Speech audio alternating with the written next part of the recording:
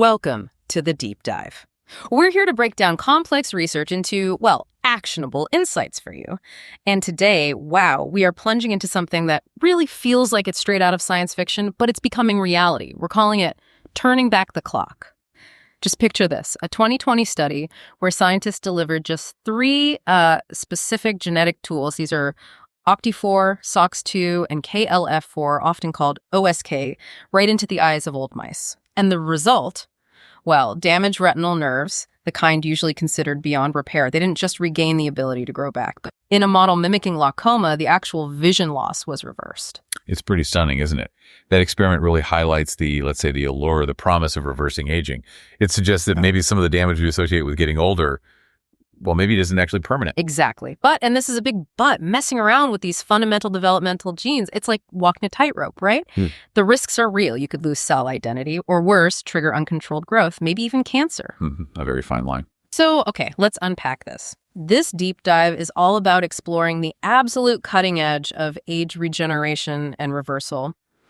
Our goal here is to navigate this really intricate scientific landscape. We'll be looking at telomerase therapies, stem cell rejuvenation, that partial reprogramming we just mentioned. Right. And crucially, I think, at every single step, we need to weigh the potential benefits against those ever-present safety risks. Absolutely. We want to give you, our listener, a really balanced and thorough understanding. So the journey looks like this. We'll start with the nuts and bolts of reprogramming, then look at telomerase, dig into stem cell exhaustion and their sort of local environments. The niche. Yeah, the niche. Then we'll differentiate true rejuvenation from just adding cells, tackle that controversial young blood research. Oh, yes, parabiosis. Always interesting. And finally, spend quite a bit of time on safety, super critical, and how researchers are trying to design human trials responsibly. Ready to dive in? Let's do it. Okay, so the foundation here really goes back to the Yamanaka factors. It was, frankly, a revolutionary discovery that you could take adult specialized cells and basically rewind them to a youthful, almost embryonic-like state. A complete reset. Pretty much. The original recipe used 4 factors, OCT4, SOX2, KLF4, and this other one, C-Mike. Together, that's OSKM. Now, when we talk about full reprogramming, we mean using these factors to completely erase the cell's original job, its identity. Right. It gets transformed into what's called an induced pluripotent stem cell, or iPSC. Induced pluripotent, so it can become anything again. Exactly. It's like hitting a biological reset button, taking the cell right back to age 0, with the potential to develop into any cell type in the body. But, and this is critical, trying to do that in vivo, inside a living animal, that's where the danger comes in. Okay, why? What happens? Well, if you try to fully reprogram all the cells in a living animal using OSKM, it's lethal.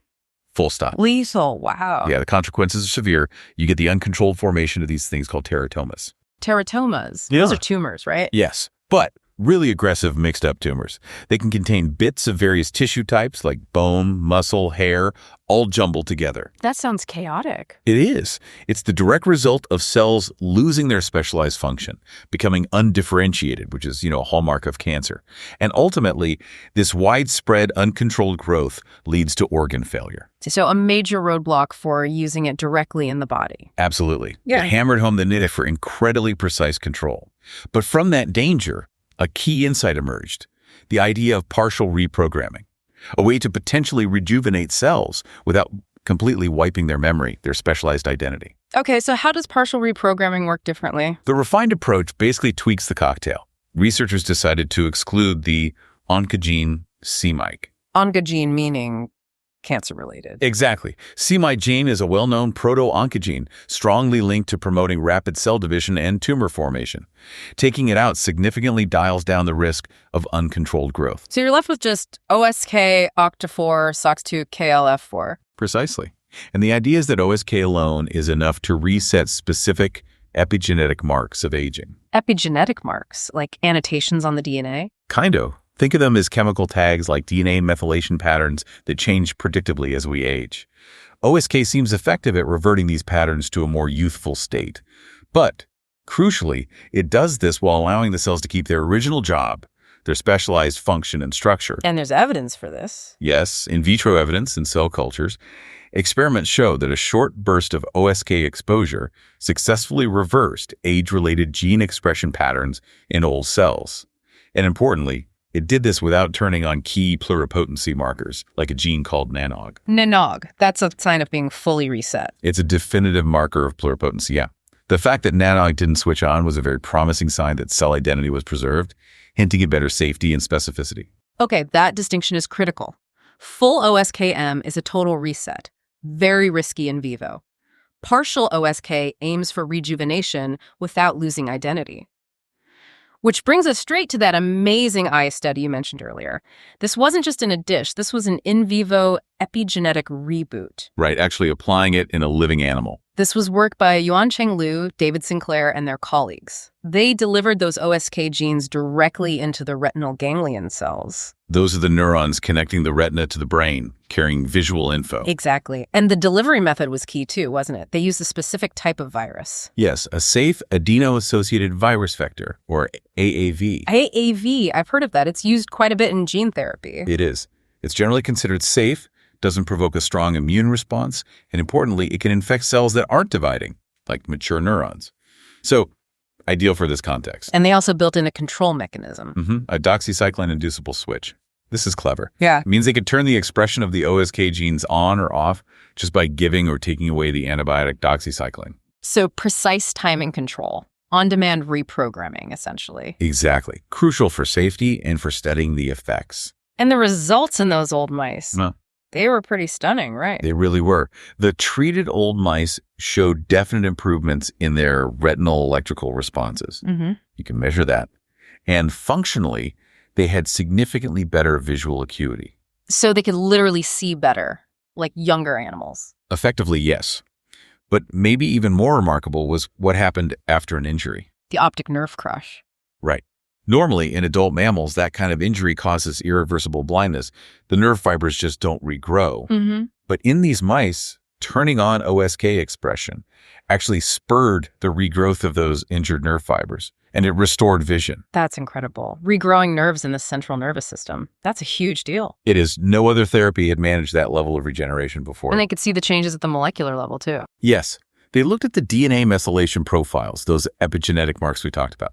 In the aged neurons that got OSK, those profiles shifted back towards a younger pattern. And along with that, the pattern of gene activity returned to a more youthful state, which correlated directly with the functional recovery. So the molecular clock reversed and function returned. Pretty much. They also tested it in a mouse model of glaucoma, applying the OSK therapy after the damage had already started. And it led to significant vision improvement, while the control mice just continued to decline. It really underscores the therapeutic potential for age-related degenerative diseases. it makes you think, maybe older cells don't completely lose their youthful instructions. That's the implication, yes.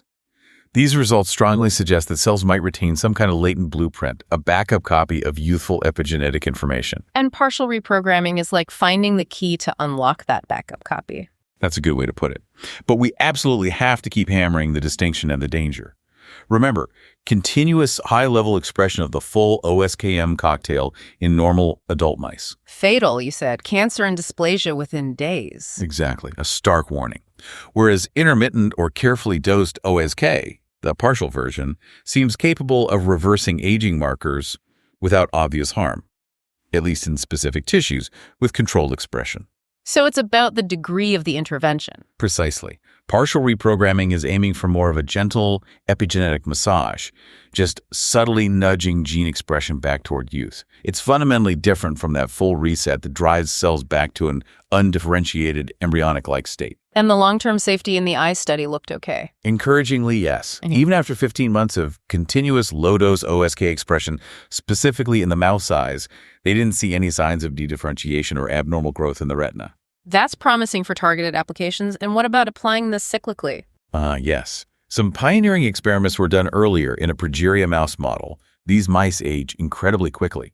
They use cyclic induction of OSKM, the full set actually, but pulsed, like 2 days on, 5 days off, repeatedly. And did that work? It successfully alleviated many of the aging symptoms and even modestly extended the lifespan of these progeria mice. Without the terrible side effects of continuous OSKM. Right. It demonstrated that controlled, transient exposure could be beneficial and relatively safe, even with c-Myc included in that specific context. So labs are now focused on fine-tuning these protocols. Absolutely. refining the dosage, the timing, the tissue targeting, trying to rejuvenate tissues like the eye, muscle, others, without tipping over that dangerous edge into uncontrolled sulfate changes or cancer. It really is a tightrope walk, isn't it? It absolutely is, balancing robust rejuvenation with the risk of inducing cancer. Success hinges entirely on achieving exquisite control. Okay, let's quickly recap this first deep dive into partial reprogramming. It's a complex but fascinating area. So the key points: full reprogramming using all 4 Yamanaka factors, OSKM, resets cells completely to age 0 like stem cells, but doing this inside a living animal is lethal, causing terrible tumors called teratomas. Partial reprogramming, usually using just OSK, leaving out the cancer-linked c-Myc, aims to rejuvenate cells by resetting epigenetic aging marks without erasing their specialized identity. That's the crucial difference. And that groundbreaking eye study showed OSK, delivered carefully using an AAV virus and an on-off switch, could actually restore vision and promote nerve regrowth in old mice. It shifted their DNA methylation patterns to look younger, Suggesting cells hold on to a backup copy of youth that this process might unlock. Right. But the constant challenge, the tightrope walk, is getting the rejuvenation benefits without causing uncontrolled cell growth or cancer. It all comes down to precise control over dosage and timing. Perfectly summarized. So if you were making flashcards for this section, what would they look like? Okay, quick flashcard list for partial reprogramming. Yamanaka factors, OSKM, OCT4, SOX2, KLF4, c-MyGlac, needed for full reprogramming to iPSCs, partial reprogramming, OSK. Usually OCT4, SOX2, KLF4. Omits c-Mying to preserve cell identity and reduce tumor risk. Got it. Key outcome. Aims to reverse epigenetic aging marks, like DNA methylation, restoring more youthful gene expression patterns. Delivery method example. AAV, adeno-associated virus, is often used for gene delivery in these studies. Okay. Control mechanism example. A doxycycline-inducible switch allows researchers to turn the reprogramming genes on and or off. Main risk. Teratomas and cancer, especially with full or uncontrolled reprogramming. And the benefit? Potential benefit, functional improvements like the vision restoration and nerve regeneration seen in the mouse eye study. All right, moving on from reprogramming epigenetics, let's talk about another major player in aging, telomeres. Right, telomeres. These are essentially protective caps on the ends of our chromosomes. Think of the plastic tips on shoelaces. They stop the ends from fraying. And they protect our genetic information during cell division. Exactly. But here's the catch. Each time most of our cells divide, these telomeres naturally get a little bit shorter. The end replication problem. Precisely. And when they become critically short, after many divisions, the cell gets a signal. It either enters senescence, basically, it stops dividing permanently, or it undergoes apoptosis, programmed cell death. And that contributes to aging. Significantly. It leads to a decline in tissue repair, reduced regenerative capacity, organ dysfunction. Classic signs of aging. Now, there's an enzyme involved here, right? Telomerase. Yes, telomerase. Its job is to add length back onto the telomeres. But in most of our adult somatic cells, our regular body cells telomerase is largely switched off or expressed at very low levels. Why? If it protects against shortening, why turn it off? It's actually a crucial tumor suppression mechanism. Think about it. If telomerase were highly active all the time, cells could potentially divide indefinitely. Which is a hallmark of cancer cells. They become immortalized. Exactly. So suppressing telomerase helps prevent uncontrolled proliferation. But this creates a dilemma for aging researchers. The big question for decades has been, could we strategically turn telomerase back on in older cells to rejuvenate them, to counteract that shortening? But the immediate worry is obvious. Right. Would doing that just remove the brakes on cell division and unleash cancer by immortalizing cells that might have underlying mutations? A serious concern. Have animal studies shed any light on this? They have, and the results have been, well, quite intriguing. Intriguing is right. There was that landmark gene therapy study back in 2012. What did they do? They delivered the gene for telomerase, specifically the TERT component, into normal adult mice and also into old mice. Using gene therapy. Presumably an AAV vector again. Yes, I believe it was AAV delivery. And the results were pretty remarkable. What did they find? They observed a significant extension of both health span and median lifespan. And crucially, this happened without seeing an increase in cancer incidence. Wow. Okay, lifespan extension without more cancer. How much longer did they live? The numbers were quite striking. For mice treated at 1 year old, that's roughly like middle-aged. For humans, they saw a 24% increase in median lifespan. 24%, that's substantial. It is. And even in mice treated when they were older, at 2 years old, more like elderly humans, they still gained about 13% in median lifespan. And it wasn't just lifespan, you said health span too. Right. But treated animals weren't just living longer, they seemed biologically younger. They showed a whole suite of improved health markers. Such as? Things like better insulin sensitivity, which is key for metabolic health, improved bone density, reducing frailty, enhanced neuromuscular coordination, meaning better movement and balance, various indicators of systemic rejuvenation. And critically, no jump in cancer rates compared to the control mice. That was the key finding, yes. Telomerase-treated mice did not develop more tumors than the controls within the study's time frame. Any idea why it might have been safe in that context? The researchers suggested a couple of possibilities. Maybe activating telomerase later in life is safer than if it were active from youth, perhaps because older animals have fewer highly plastic stem cells that could easily turn cancerous. Also, the duration of the treatment effect might have been limited, but overall it provided a very strong proof of principle. Telomerase therapy can delay physiological aging in a healthy mammal, at least in mice. And there was another, perhaps even more dramatic experiment around the same time in 2011 from Harvard scientists. Okay, what did they do? They used a different mouse model. These were mice genetically engineered to lack functional telomerase from late generations.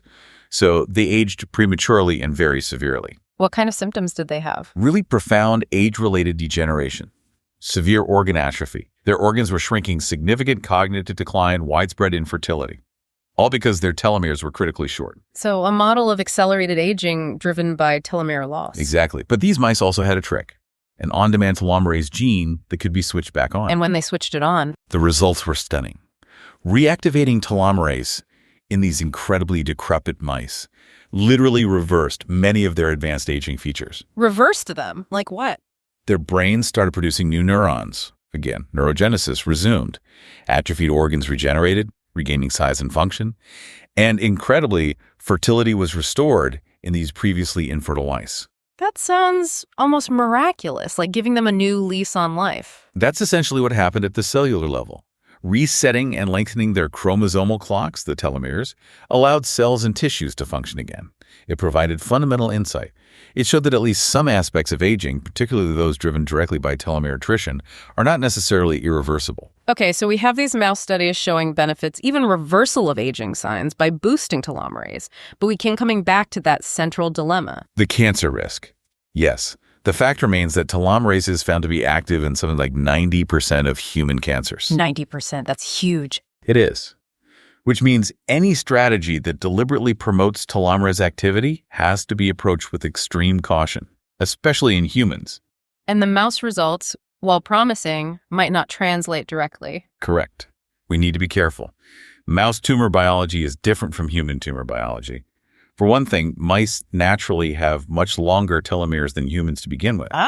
And their much shorter lifespan means there's simply less time for slow-developing cancers to emerge compared to the decades in the human lives. The risk calculus could be significantly different, potentially higher, in humans. So scientists are trying to figure out how to get the rejuvenation benefits without immortalizing precancerous cells that could then form tumors. It's that same tightrope walk, again, balancing the benefit against the risk. What kinds of strategies are being proposed to manage that risk? Several ideas are being floated. One is limiting the duration of telomerase expression. Instead of continuous activation, maybe short pulsed exposures would be enough to provide benefit, but safer. Like the cyclic approach in reprogramming. Exactly. Another is targeting the delivery very specifically only to certain tissues or cell types that are less prone to becoming cancerous, maybe terminally differentiated cells, rather than rapidly dividing stem cells. Or focusing on organs that are easy to monitor. Good too.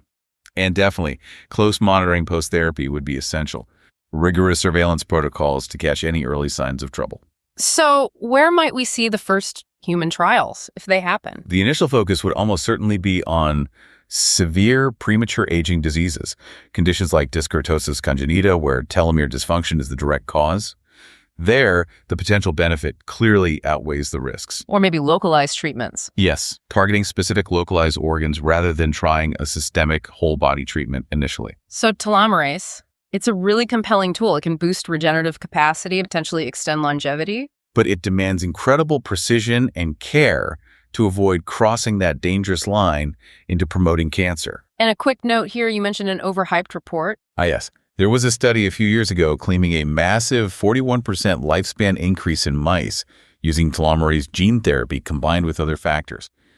Got a lot of press. It was later retracted due to significant issues with the data and analysis.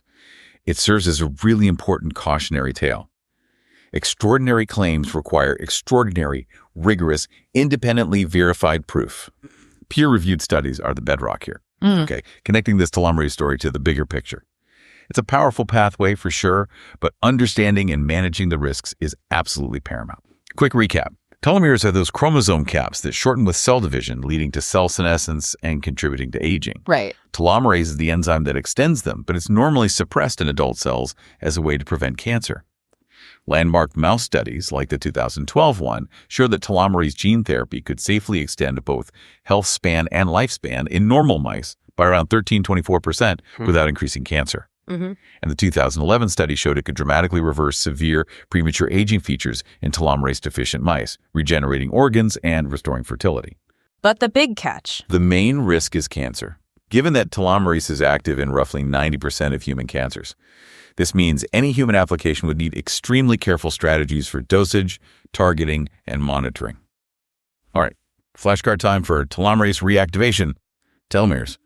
Protective chromosome caps, shorten with cell division. Check. Telomerase, the enzyme that lengthens telomeres. Aging link. Critically short telomeres trigger cell senescence or death, contributing to aging. Got it. Cancer link.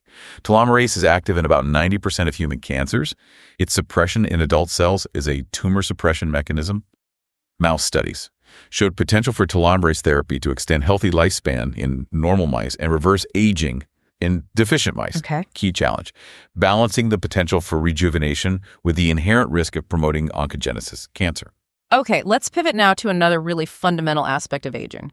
The decline in our body's own repair crews, our stem cells. Right. Stem cells are absolutely critical. They're responsible for repairing tissues when injured and regenerating them throughout our lives. But they don't last forever in peak condition, do they? No, and that's a key part of aging. It's like a 1-2 punch. As we get older, the stem cells themselves become intrinsically less functional. Yeah. They can get exhausted or go dormant or just not work as well. That's the intrinsic part. What's the second punch? The second punch is their environment, their neighborhood, what we call the stem cell niche. This local microenvironment, which is supposed to support and regulate the stem cells, also deteriorates with age. So the cells get tired and their support system breaks down too. Exactly. And the consequence of this combined decline is slower healing after injuries, shrinkage of organs, atrophy, and generally weaker tissue maintenance and repair. Now, the blood system provides one of the best studied examples of this whole process. Hematopoietic stem cells, or HSCs, in the bone marrow? Precisely. Aged HSCs show definite intrinsic changes. For instance, they tend to skew their production. They start making more myeloid cells, things like neutrophils and macrophages, important for innate immunity. And fewer lymphoid cells. Right. Fewer T cells and B cells, which are crucial for adaptive immunity. This contributes to the weakened immune system we often see in the elderly, sometimes called immunosenescence. And paradoxically, the total number of HSCs might even go up with age, but their function per cell drops dramatically. An old HSC just isn't as good at rebuilding the entire blood system if you transplant it. Okay, so intrinsic changes are clear. What about the niche, the bone marrow environment? The niche plays a critical, maybe even decisive role here. Experiments have shown this quite clearly. If you take aged HSCs and put them into a young bone marrow niche, many of their functional problems significantly improve. Wow, so the young environment can rejuvenate the old cells. It seems to have a powerful restorative influence, yes. But the flip side is also true. If you take youthful, healthy HSCs and place them into an aged niche, they quickly start behaving like old cells. Their function declines. So the old environment drags the young cells down. It highlights the detrimental influence of the aged niche. It seems the aged bone marrow environment actively impairs the function and even the ability of healthy stem cells to engraft properly. But a young niche can help old cells. It can partially rejuvenate aged stem cells, yes. And interestingly, other studies have found that if you deplete certain subtypes of aged HSCs that become overabundant, specifically those myeloid-biased ones in old mice, you can actually restore a more youthful balance to blood production. Fascinating. So the key takeaway is, it underscores that aging doesn't just affect the stem cell in isolation. It profoundly impacts the signals, the support cells, everything around it. The niche is crucial. And does this concept of the aging niche apply elsewhere? What about muscle? Absolutely. In skeletal muscle, the ability to repair muscle fibers after injury or build muscle relies on resident stem cells called satellite cells. And they decline with age, too. They do. With age, muscle satellite cells both decrease in number and become significantly less effective at repairing muscle tissue. This is a major contributor to sarcopenia, age-related muscle loss and weakness, and reduced physical resilience. And is the niche involved here as well? Very much so. A key insight was realizing that the aged muscle fiber itself, which acts as the niche for these satellite cells, basically turns into a hostile environment. How so? Well, one specific mechanism identified is that old muscle fibers start secreting too much FGF2, that's fibroblast growth factor 2. FGF2, a growth factor. Isn't growth good? Normally, yes, in the right context. But here, the excess FGF2 chronically bombards the satellite cells, and it pushes them out of their essential resting state, their quiescent state. So they're forced to be active when they shouldn't be. Exactly. This abnormal, constant push towards proliferation causes some satellite cells to divide when they're not needed or differentiate prematurely. It leads to a loss of the long-term stem cell pool. So they basically burn out. That's a great way to describe it. Instead of staying quiet and ready for future repairs, they get used up or die off. Could scientists intervene in this process? Yes, and this was shown in a landmark study published in Nature. They found that blocking that excessive FGF signaling in old mice was remarkably effective. How did they block it? They used two approaches.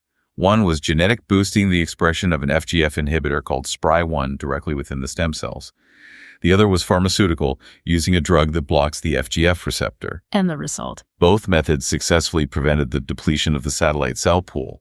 They preserved the muscle's regenerative capacity, even in old age. So it clearly demonstrates that an age-related change in the niche, that chronic high FGF2 directly drives the stem cell dysfunction. Precisely. And intervening with those niche factors can effectively rejuvenate the stem cell function, at least in muscle. And do we see similar niche problems in other tissues? We do. The theme echoes across the body. For example, in the gut lining, the stem cell niches are called intestinal crypts. With age, these accumulate inflammatory signals that hamper stem cell renewal. Similarly, in the brain, the neural stem cell niches deteriorate.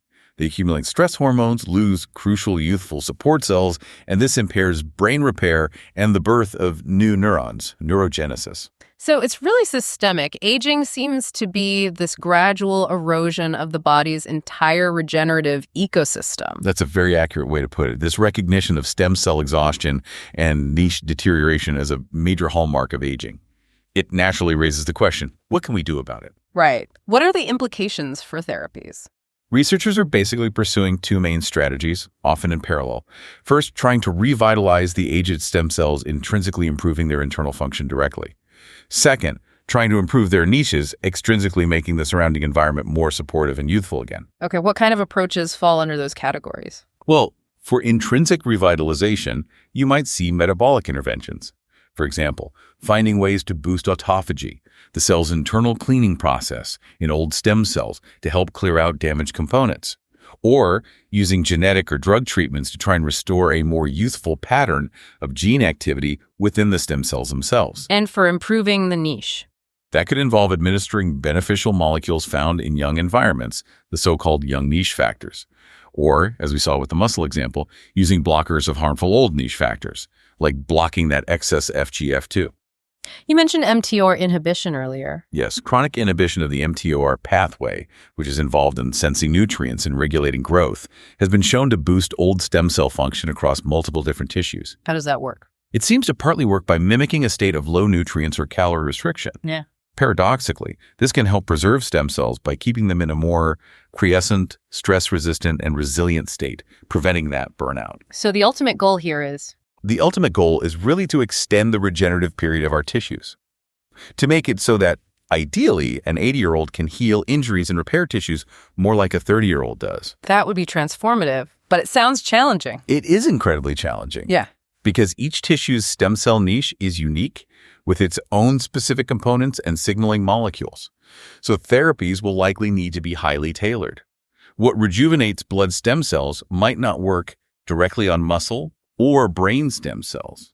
and vice versa. But tackling stem cell exhaustion, both the cells themselves and their environment, seems absolutely key to any real attempt at age reversal. Without a doubt, it's a fundamental part of the aging puzzle. Okay, let's unpack that complex interplay between stem cells and their aging niches.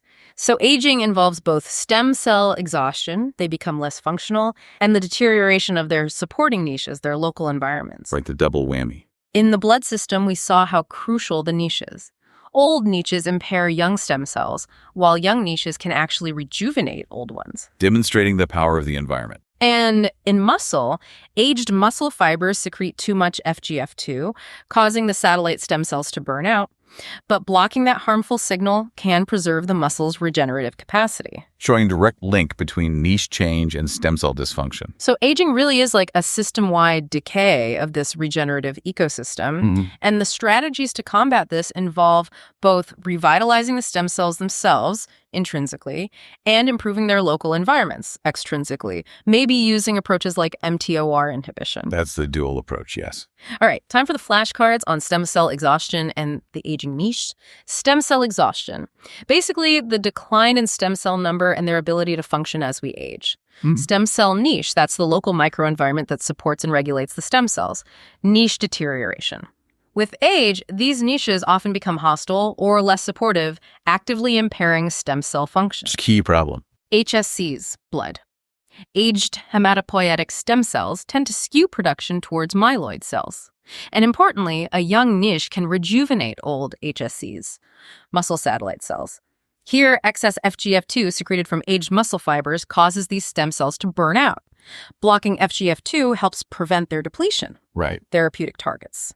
The goals are to revitalize the stem cell's intrinsic function and or improve the niche environment around them.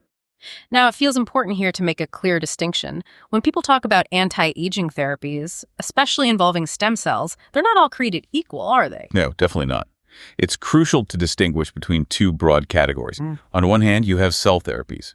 These generally involve adding or replacing cells, often using cells from a donor. Okay, adding new cells. What's the other category? The other is what we might call rejuvenation strategies. These aim to rejuvenate the body's own existing cells right where they are, in situ. So fixing the cells you already have versus bringing in new ones. Exactly.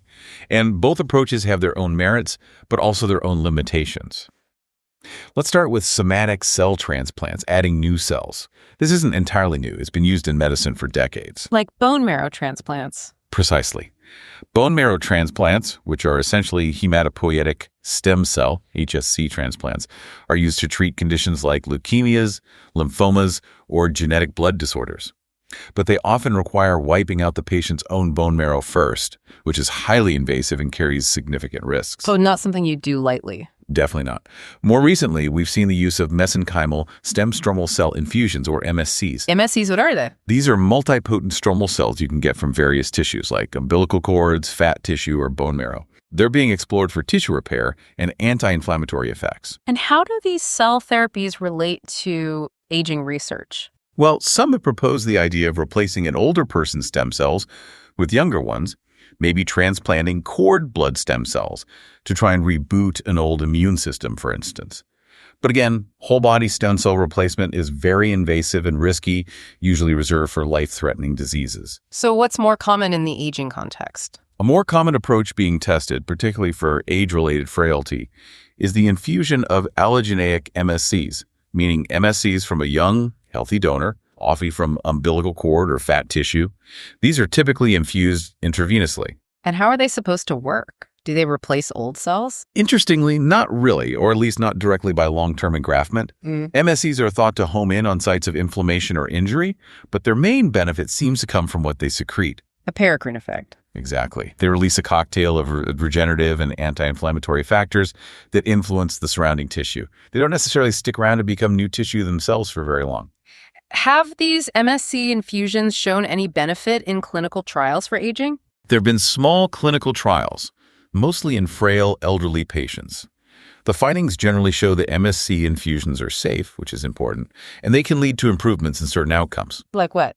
Things like improved quality of life scores, sometimes increased walking speed, maybe enhanced grip strength, and often reductions in inflammatory markers like TNF-alpha. One placebo-controlled trial, for instance, found that a single IV dose of umbilical cord MSCs led to significantly better 6-minute walk distance and lower TNF-alpha levels over 6 months compared to the placebo group. Okay, so some measurable improvements. Are there limitations? The key limitation is that these benefits, while encouraging, often appear to be transient. They don't seem to last very long. Why is that? It likely goes back to the mechanism. Since the donor stem cells typically do not engraft long-term in a healthy person, they do their job secreting factors and then are cleared or die off. Maybe within weeks, the effect wears off. So MSC therapy for frailty might need to be repeated regularly. Potentially, yes. And it's arguably treating the symptoms of aging, like weakness and inflammation, rather than fundamentally resetting the underlying aging process itself. Okay, so that's cell therapy, adding external cells, often with transient factor-based effects. How does that contrast with the endogenous rejuvenation strategies we've discussed? Well, approaches like the partial reprogramming with OSK or the telomerase therapy, they are fundamentally different. Their goal is to rejuvenate the patient's own cells right where they are, in situ. No external cells are brought in. How do they achieve that? Instead of adding cells, they deliver genes or molecules designed to trigger a reversal of certain aspects of aging within the existing tissues. So the endpoint, how you measure success, must be different too. Absolutely. For cell therapy, success is often measured by functional improvements. Did the patient get stronger? Did their inflammation go down? The assumption is the donor cells facilitated that. For endogenous rejuvenation therapies, the focus often shifts to deeper biomarkers of aging. The key question becomes, did the cells themselves actually become more youthful? Like looking at the epigenetic clock again. Exactly. Reduced epigenetic age, maybe longer telomeres, or demonstrating that the gene expression profile of the treated cells now looks more like that of younger cells. And ideally, that molecular rejuvenation should also lead to functional improvements. That's the ultimate goal, yes.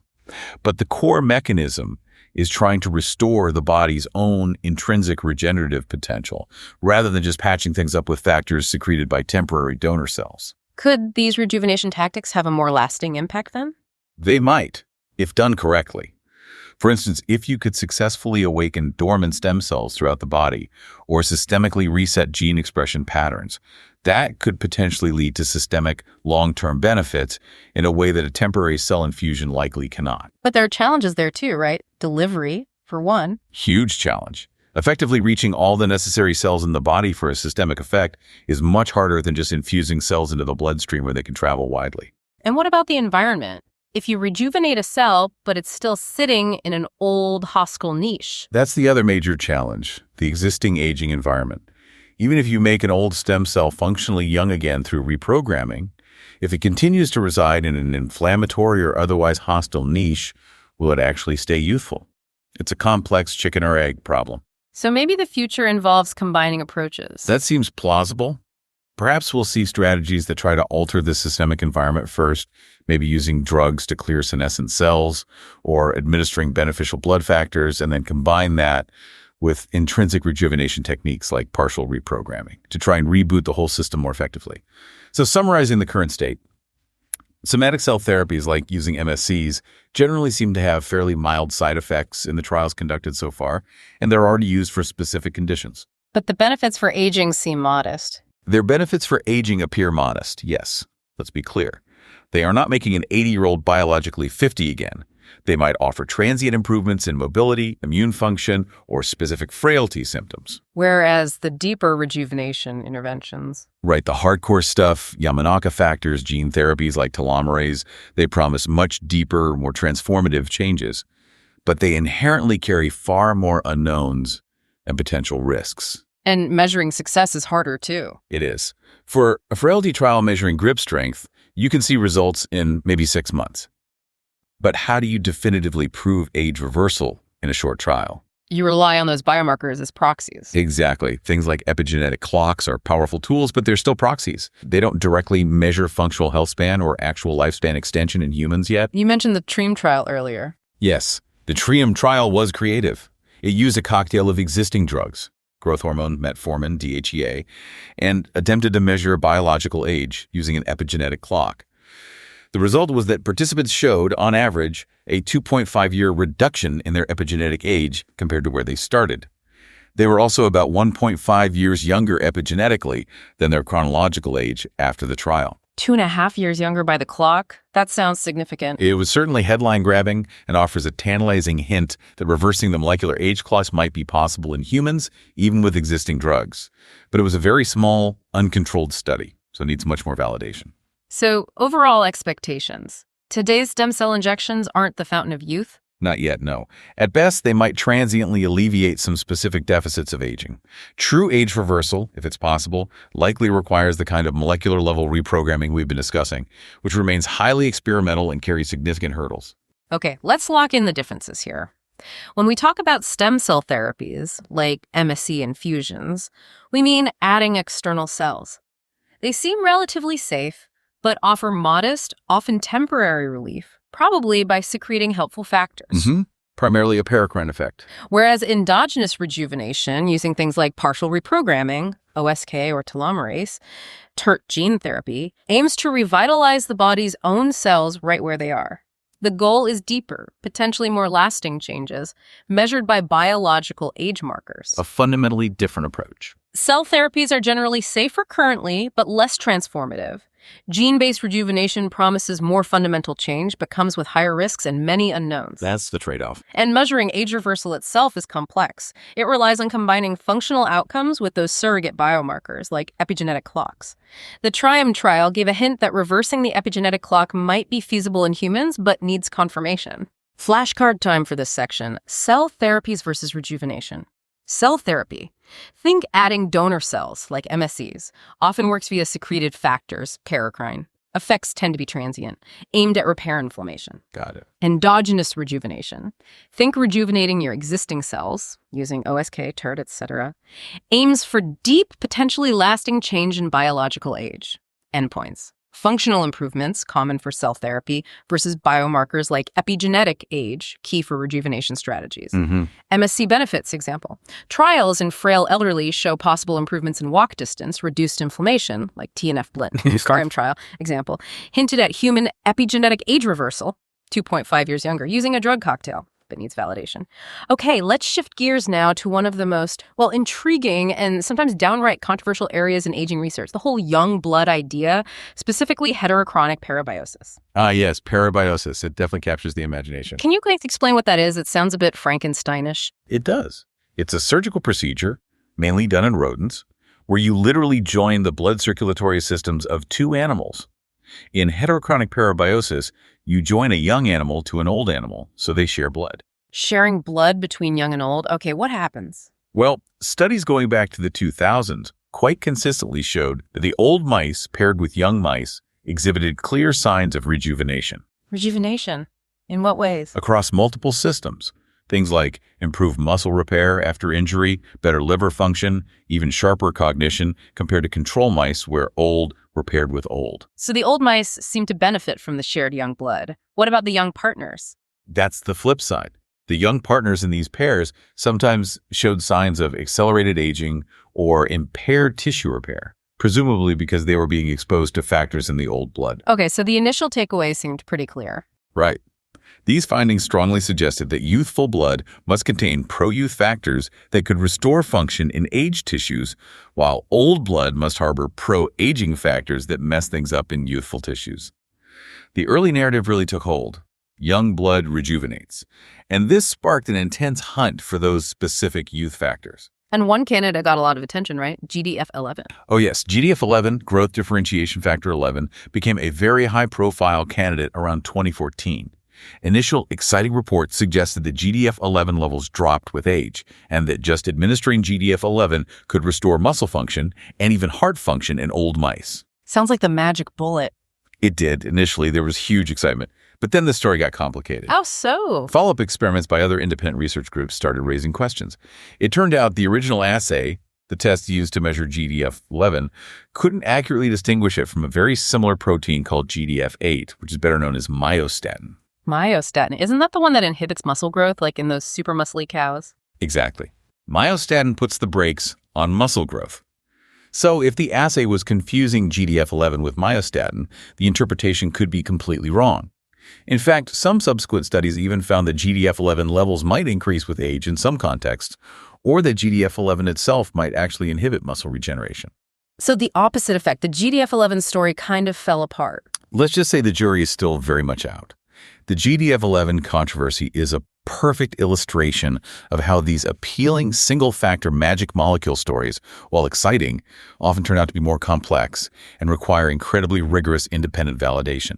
And this led to a shift in thinking towards what's sometimes called the dilution hypothesis. A dilution, meaning? Meaning maybe the benefit wasn't so much about gaining magical youth factors from the young blood, but more about diluting or washing out harmful factors in the old blood. Okay. How did they test that? Later studies used more carefully controlled methods, like just exchanging blood plasma between young and old mice without physically joining them. These studies suggested that old blood is actually far more inhibitory to young tissues than young blood is beneficial to old tissues. Really? Old blood is more potent in a negative way. It seems so. Young mice injected with old blood rapidly suffered declines in things like muscle regeneration and the birth of new brain cells. But old mice, given young blood, often showed only modest improvements. So the dilution hypothesis suggests the main benefit of parabiosis is just cleaning out the bad stuff from the old partner. Largely, yes. The idea is that you're neutralizing the aged systemic environment. The young partner's healthy circulation helps to wash out or dilute some of the pro-aging inhibitory signals circulating in the old partner. Is there direct evidence for that dilution idea?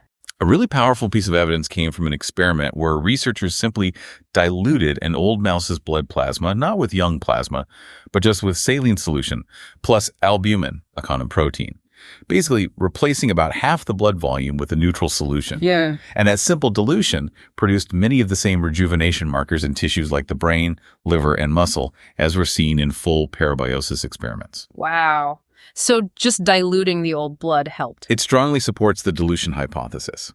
And therapeutically, it implies that maybe the focus shouldn't be on finding youth factors, but on targeting or actively removing harmful age-elevated factors from the blood, things like inflammatory cytokines or problematic lipid metabolites. Does that mean the hunt for beneficial youth factors is over? Oh, definitely not.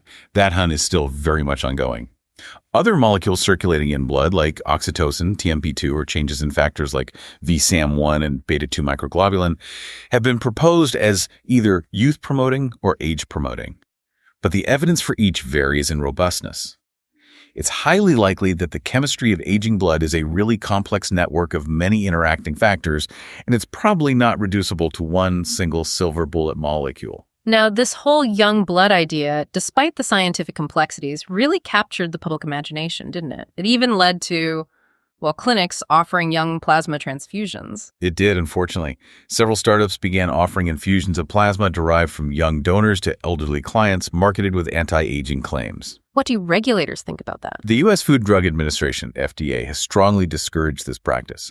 They've stated clearly that there's no proven clinical benefit for aging or age-related conditions, and the procedure itself carries potential risks. And have any proper clinical trials shown benefits in humans? Thus far, no clinical trial has demonstrated dramatic anti-aging effects from young plasma infusions in humans. There was a small trial at Stanford where they infused plasma from young people into patients with Alzheimer's disease. It appeared to be safe, but it only yielded very mild improvements in the ability to perform daily activities. Certainly not a cure or a major reversal. Mm-hmm. And you mentioned plasma exchange earlier, linking to the dilution hypothesis. Right. Building on that hypothesis, there's actually a clinical trial currently underway testing therapeutic plasma exchange in Alzheimer's patients. So that involves repeatedly removing some of the patient's plasma and replacing it with saline and albumin. Exactly. The idea is to see if systematically removing potentially harmful factors circulating in the older plasma can slow down the disease progression. It's a direct clinical test of the dilution concept. So the whole parabiosis saga, it's been quite a ride. What are the main lessons? It's generated both immense excitement and, frankly, some healthy skepticism. A key revelation was demonstrating pretty unequivocally that systemic factors circulating in the blood do profoundly influence aging across multiple different organs. It suggests aging is, in some sense, contagious between joined animals. But it also taught us something else. It taught us a crucial lesson in scientific humility. Our first, simplest guesses about mechanisms, like it must be factor X, can often be wrong or incomplete. It highlights the absolute need for rigorous, iterative science and independent validation. So where does the concept stand now? The idea of a specific circulating rejuvenation factor isn't dead. Scientists are still deeply analyzing changes in plasma proteins and metabolites with age, but any claims require extremely careful validation.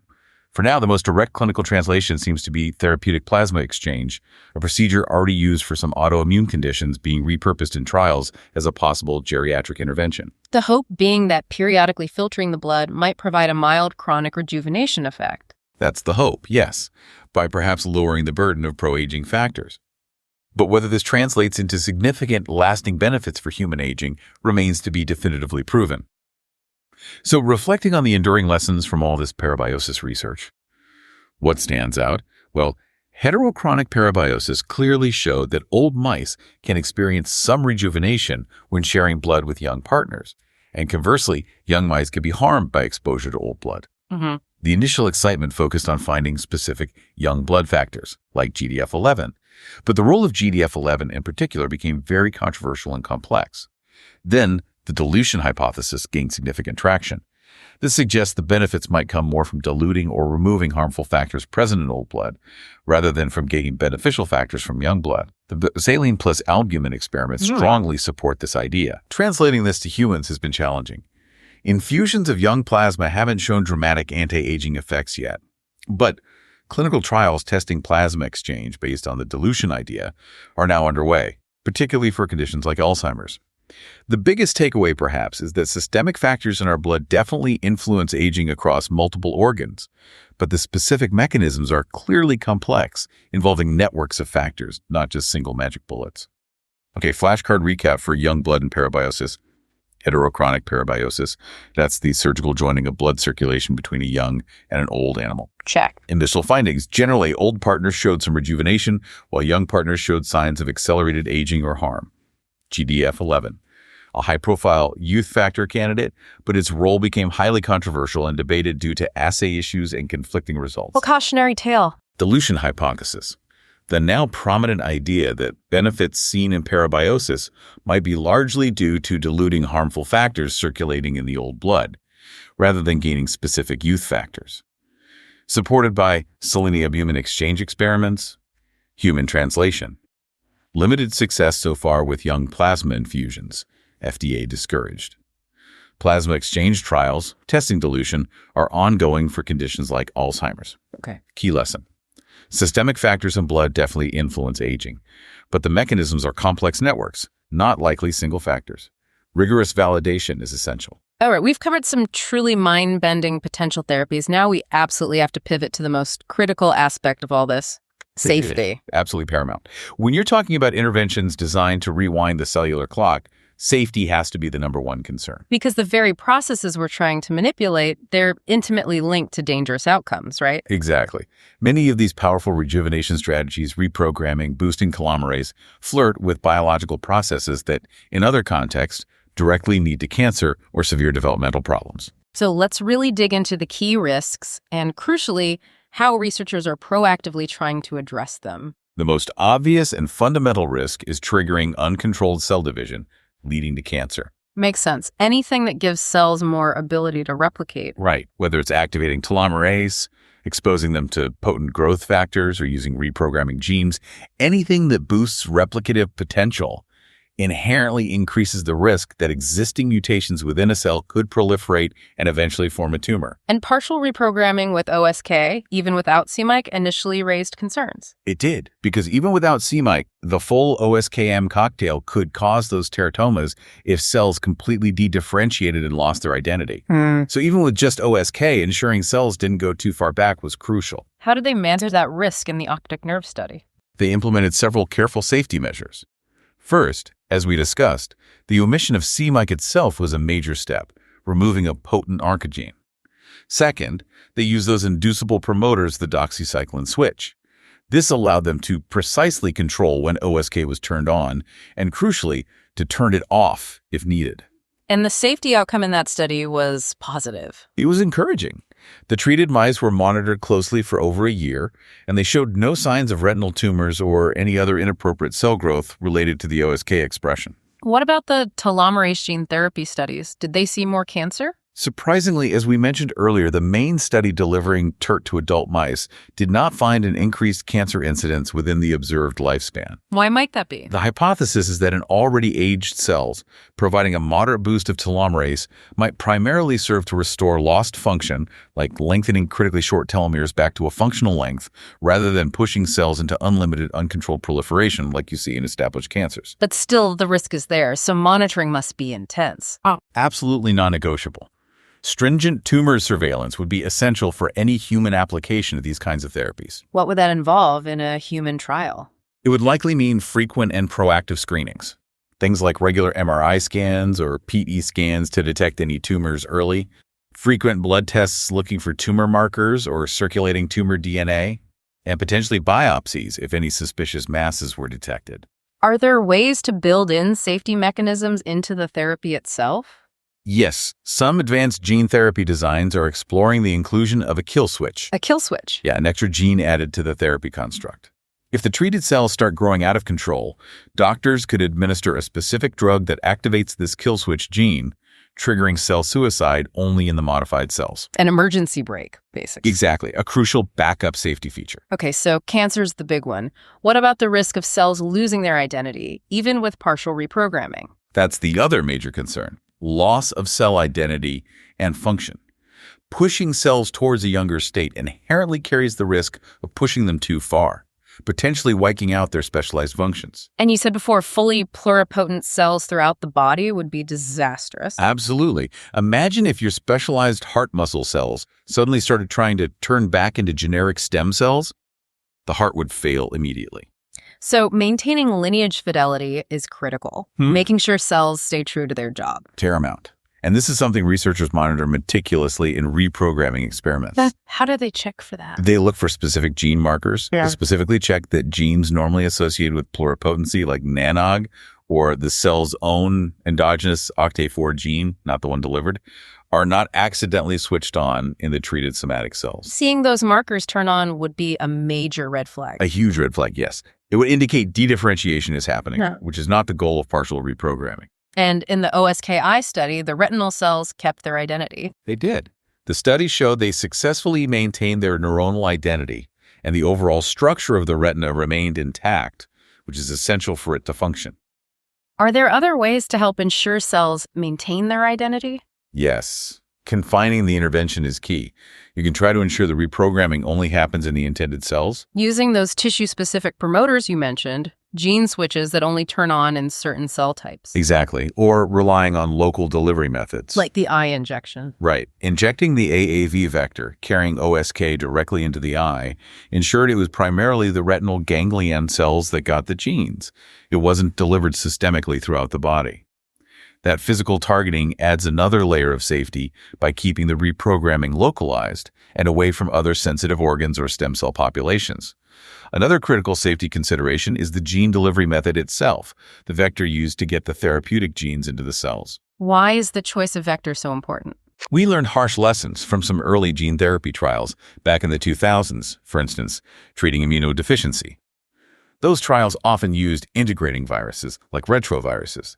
These viruses insert their genetic material randomly into the patient's own genome. Randomly? That sounds risky. It can be. If that random insertion happens to land in the wrong spot, say right next to an oncogene, it can inadvertently switch that cancer-causing gene on. This actually happened, leading to serious side effects, including leukemia, in some patients in those early trials. A terrible outcome, so newer vectors are safer. Much safer, yes. That's why AAV, adeno-associated virus, is so popular now. It mostly stays epizal, meaning it exists as an independent circle of DNA in the cell nucleus. It doesn't usually integrate into the host chromosome. So less risk of disrupting existing genes. Far less risk. While AAV can still integrate at a very low frequency, it's much less common and generally less problematic than with retroviruses. AAV has a strong safety record in many human gene therapy trials now. Are there non-viral methods too? Yes, and these are gaining a lot of interest. Technologies like using lipid nanoparticles to deliver mRNA, similar to the technology in some COVID-19 vaccines, are being explored. The mRNA provides instructions for the cell to make the reprogramming factors temporarily, but there's no DNA involved that could integrate into the genome at all. That offers potentially an even higher degree of safety regarding insertional mutagenesis. What's the downside of non-viral, non-integrating methods? The main trade-off is that their effects are usually temporary. Transient, the mRNA degrades, the episomal AAV might get diluted out as cells divide. But for something like partial reprogramming, maybe transient pulses are exactly what you want. That's the thinking. Just enough of a pulse to trigger rejuvenation, but not so long-lasting that it permanently transforms the cell or increases long-term risk. And beyond gene delivery, researchers are also actively searching for small molecule drugs that could mimic the effects of Yamanaka factors, perhaps by influencing the epigenetic machinery directly. That would avoid gene insertion altogether. It would. Although achieving the same level of specificity and potency as delivering the factors directly via gene therapy remains a significant challenge for small molecules currently. Okay, so we've covered cancer risk, loss of identity, and gene delivery issues. Are there other, maybe more subtle off-target effects to worry about? Yes, we also need to consider unplanned systemic effects. Like what? Well, back on the epigenetic level, when you start tinkering with the complex epigenetic landscape inside a cell, could you inadvertently cause problems? For example, could you accidentally activate transposons? These are mobile genetic elements, jumping genes. They're usually kept silent. Or could you unintentionally silence necessary genes, perhaps tumor suppressor genes, through off-target epigenetic changes? Have the studies so far seen evidence of that? Generally, the partial reprogramming studies have reported beneficial epigenetic changes, like those DNA methylation patterns shifting back towards a youthful profile.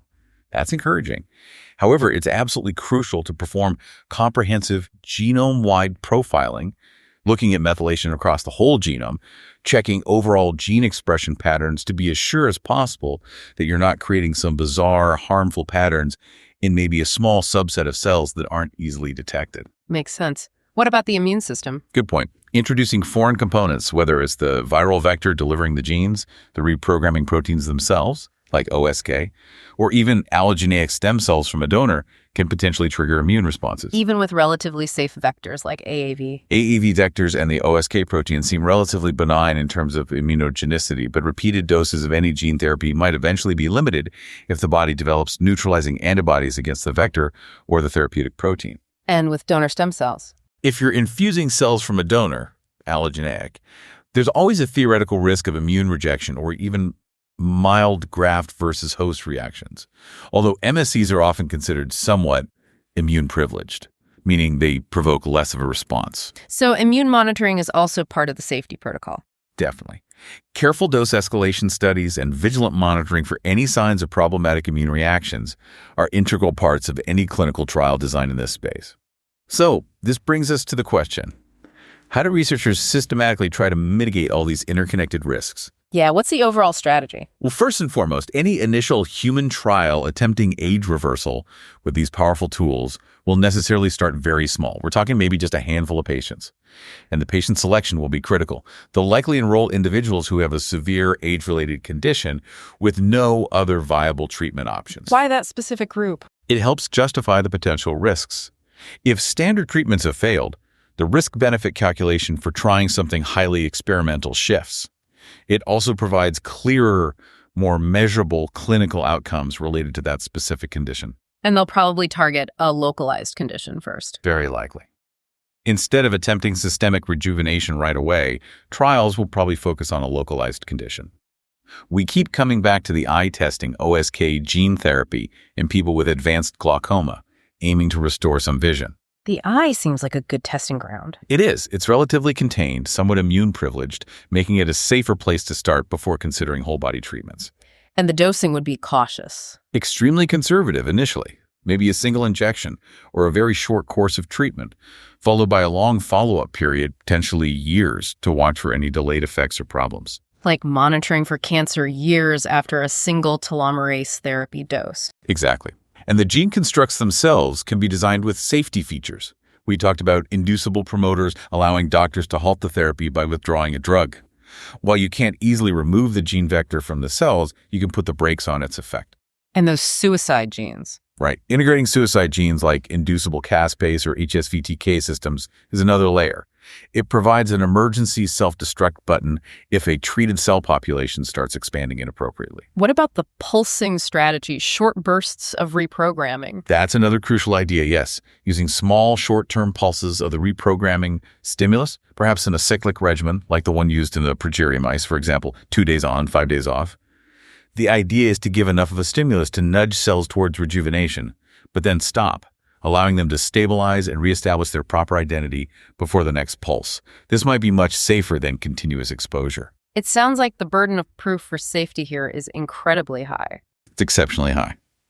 Regulators like the FDA will need overwhelming evidence that any proposed anti-aging intervention is as safe as, or ideally safer than, the diseases it aims to prevent or treat.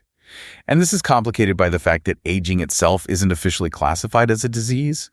That makes it hard to justify taking significant risks in a healthy person who just wants to slow aging. Which loops back to why initial trials will focus on specific diseases. Precisely. Initial clinical applications are almost certainly going to be in severe age-related diseases where the risk-benefit calculation is more favorable, rather than attempting general anti-aging for the healthy population, at least for the foreseeable future. Okay, let's synthesize this crucial safety section. Rejuvenation therapies, especially reprogramming and telomerase, carry real risks, mainly uncontrolled cell division leading to cancer, and cells losing their specialized identity. The two big ones.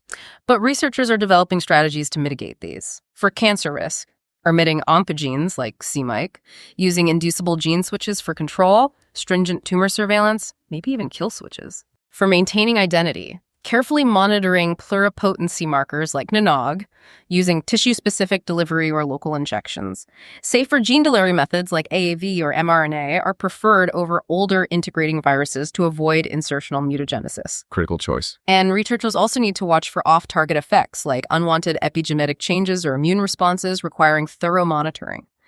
The overall approach for human trials seems to be start small, focus on localized conditions in patients with high need, use conservative dosing, often in pulses, building safety controls like inducible switches or suicide genes, and follow patients for a very long time. A cautious, layered approach is essential. Time for our safety flashcards. This is non-negotiable stuff. Primary risks. Top 2 are cancer from uncontrolled division and loss of cell identity, dedifferentiation. Got it. Cancer mitigation.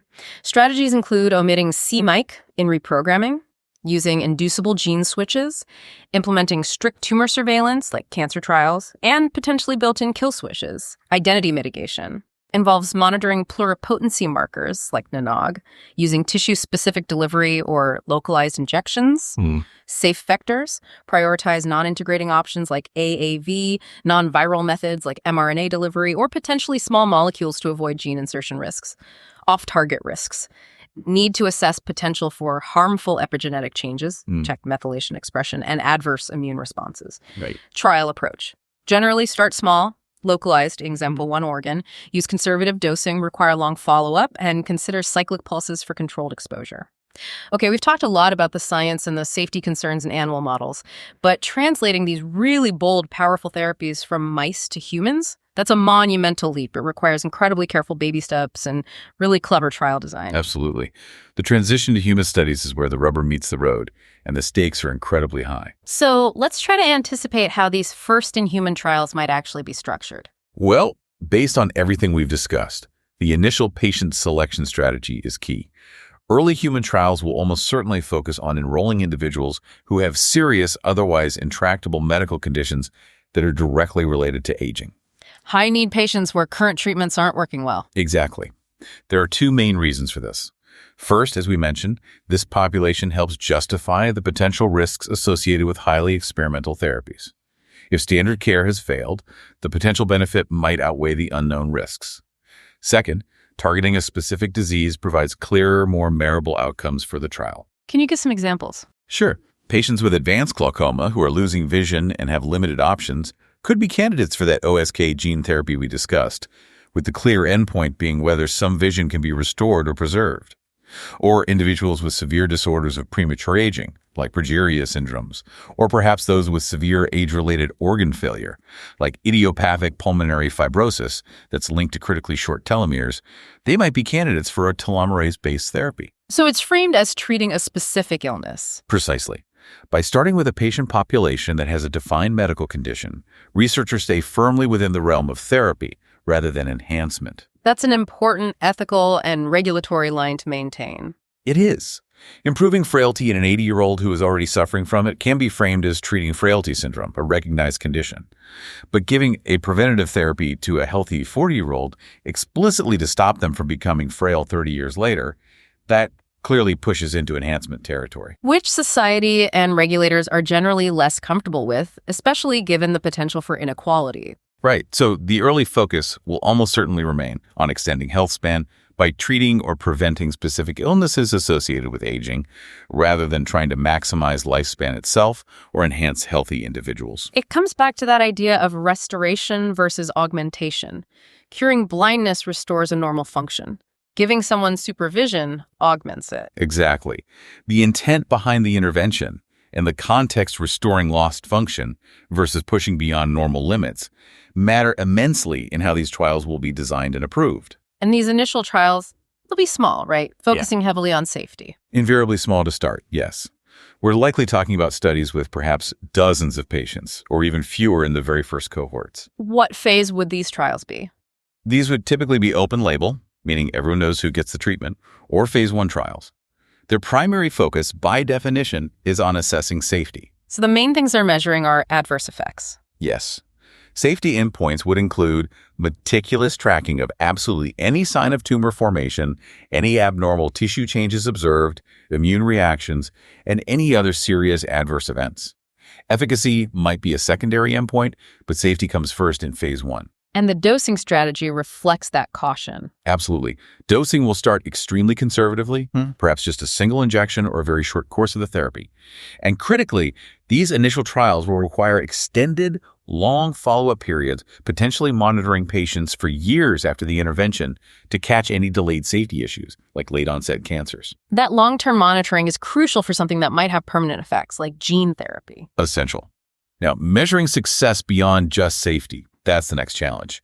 As we said, you can't really measure a significant increase in human lifespan or long-term health span within a typical clinical trial timeframe. So they have to rely on those surrogate markers again. Heavily, yes. Researchers will be looking closely at surrogate biomarkers that are thought to reflect biological aging or the state of the target tissue. Like the epigenetic clocks. Yes, epigenetic clock measurements will likely be key. Can the treatment reverse or slow down these molecular markers of aging? Does it make the treated cells or tissues appear biologically younger? Other biomarkers could include telomere length changes or measuring the number of senescent cells in accessible tissues like skin or blood. And maybe tissue-specific markers depending on the trial. Exactly.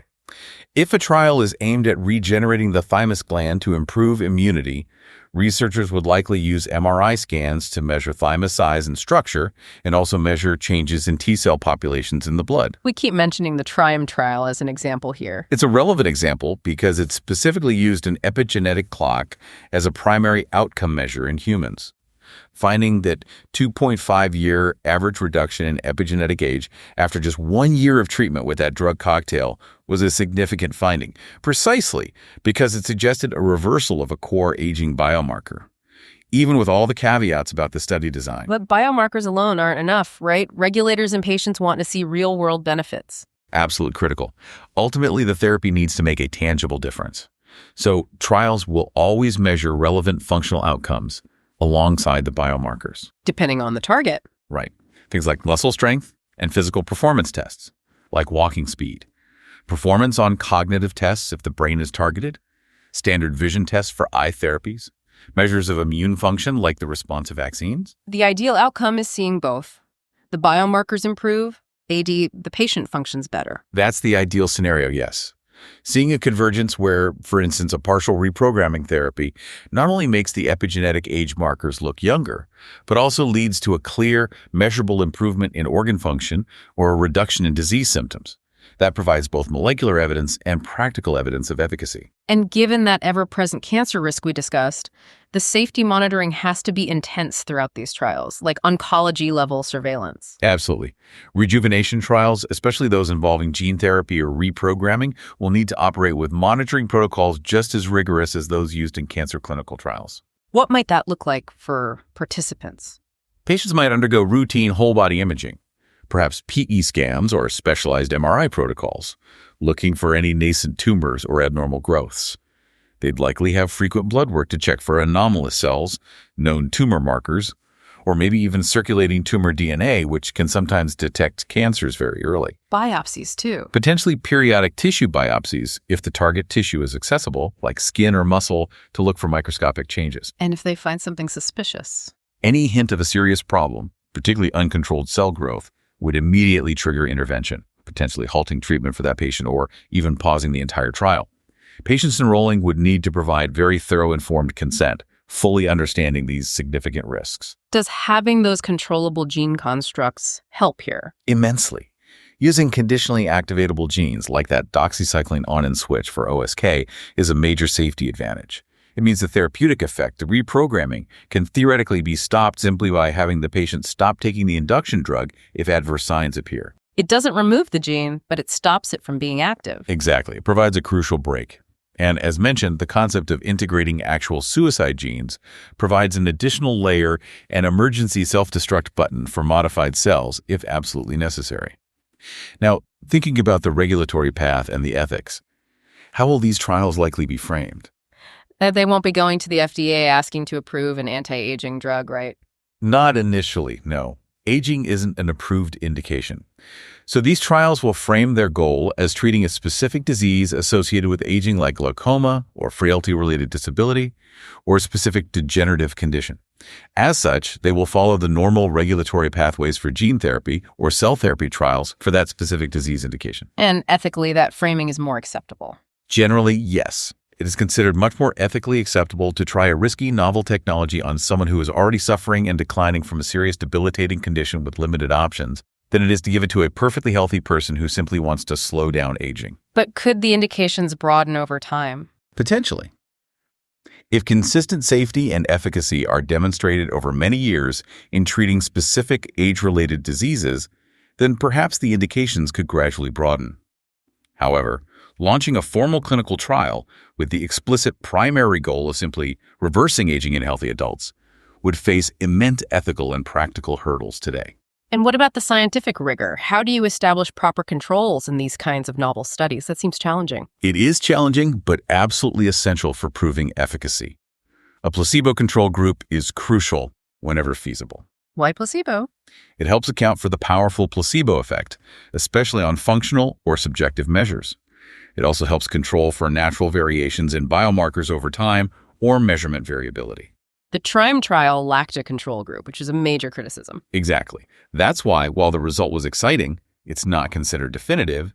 The planned follow-up, TRIAM-X, is designed specifically to be a larger trial, including more diverse participants and critically robust control groups to properly verify those initial findings. And ideally, studies should be double-blinded. For functional outcomes, yes, double-blind designs are the gold standard, where neither the participants nor the researchers assessing the outcomes know who received the active therapy versus the placebo or sham procedure. This minimizes bias. Could you use internal controls sometimes? Potentially, especially for localized interventions. For example, in an eye injection study testing OSK for glaucoma, researchers might, if ethically permissible, treat one eye with the therapy and the other eye with a placebo injection in the same patient. Then you can directly compare the outcomes within the same individual. This was actually done effectively in some of the animal studies. So wrapping up trial design, these first human studies are really about cautious learning. Absolutely.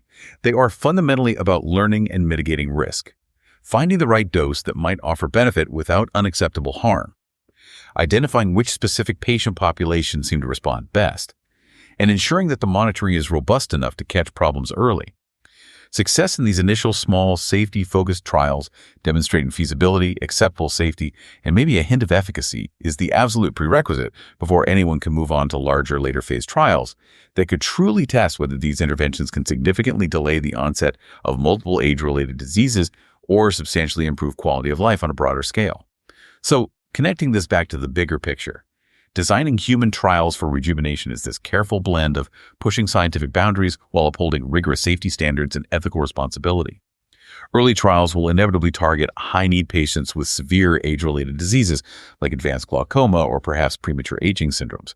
This justifies the risks and provides clear outcomes, keeping the focus on therapy, not enhancement. These will be small, phase 1 studies, primarily focused on safety, using conservative dosing and requiring long follow-up periods. Success will be measured using a combination of surrogate biomarkers like epigenetic clocks, telomere length, and relevant functional outcomes like strength, cognition, or vision. Right, needing both. The TRIUMPH trial serves as an intriguing example of using epigenetic clocks, but its results desperately need replication in larger controlled studies like the planned TRIUMPH. Safety measures are built in, including strict oncology surveillance, scans, blood tests, the use of conditionally activatable gene switches, and potentially suicide genes as a failsafe. And the guiding ethical principle remains. Therapy for disease takes precedence over enhancement for the healthy, especially when dealing with high-risk experimental technologies. Okay, flashcard summary for designing human trials. Trial focus. Start with high-need, age-related diseases, e.g. glaucoma, specific fibrosis, premature aging syndromes. Therapy, not enhancement. Got it. Trial type. Initial trials will be small, likely phase 1, heavily focused on safety, using conservative dosing and requiring long follow-up endpoints. Measure both biomarkers like epigenetic age, telomere length, senescent cells, and relevant functional outcomes. Vision, strength, cognition, etc. Okay. Key trial example. TRIUMPH hinted at epigenetic age reversal in humans, but was small and controlled. Needs validation in TRIUMPH, larger, controlled. Safety features. Built-in oncology surveillance, scans, blood tests, inducible gene switches like doxon, possibly suicide genes. And ethics. Ethical principle.